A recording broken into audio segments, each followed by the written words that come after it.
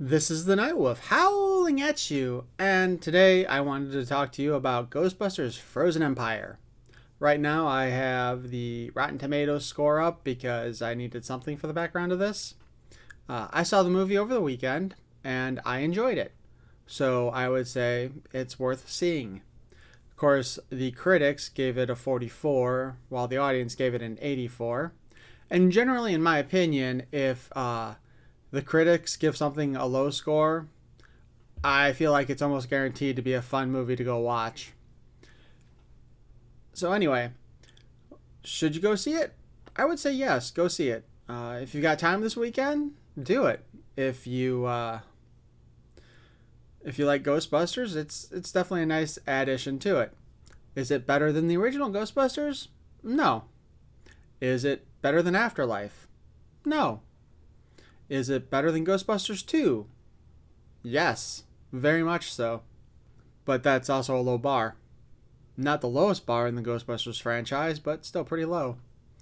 Anyway, I'm going to do some spoilers real quick about some of the issues I had. So if you haven't seen the movie yet, I would suggest you go ahead and stop the video now, leave a like on it, and go watch something else. If you have seen the movie, or you don't care about spoilers, then go ahead and stick around. So the first thing that I want to say is you've got the entire cast is back from Afterlife, and now they're living in the firehouse, which it's implied at the end of Afterlife that Winston Zedmore owns.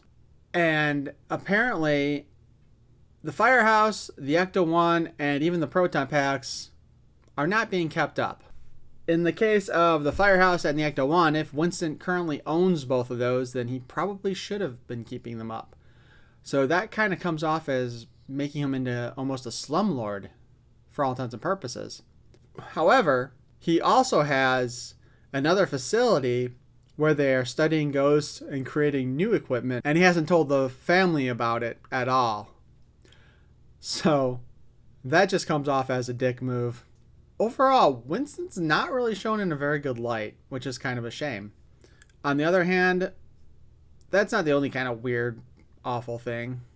Because one issue I had with Phoebe in this one is towards the end of the movie, she comes up with this idea to coat her cyclotron in brass in order to use it to fight this ancient god, right? And then she's spending all of her time in the basement talking to the ghost girl she made friends with earlier in the film. Which is fine. Except for the big bad guy is coming upstairs and she's hanging out downstairs with the only weapon that might affect it. It's like, just get your ass upstairs and do your job. Other than that, my only other real complaint is that they made Slimer look way too big. Like, maybe twice the size he should have been. At least that's what it kind of appeared every time I saw him. But the fact that they had Slimer in there was a huge bonus in my opinion. So anyway, definitely go see Ghostbusters Frozen Empire this weekend if you haven't seen it yet. Although, if you just listen to the spoilers, I'm assuming you've already seen it. Anyway, please feel free to like, comment, and subscribe. Peace and love.